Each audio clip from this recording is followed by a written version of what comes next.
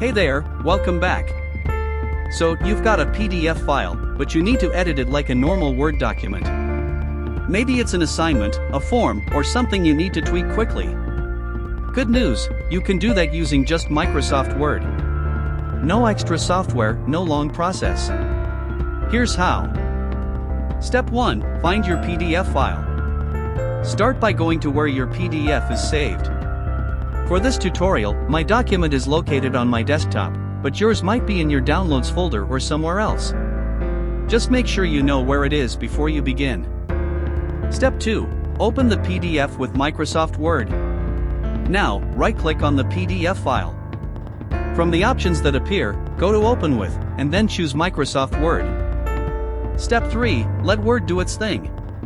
Microsoft Word will take a moment to convert the PDF. Once it's done, your file will open up as an editable Word document. It might not be 100% perfect if the PDF has lots of images or complex formatting, but for most text documents, it works really well. And that's it. Your PDF is now a Word document you can fully edit. If you found this helpful, don't forget to like, subscribe, and share it with someone who needs it. Thanks for watching. See you in the next one.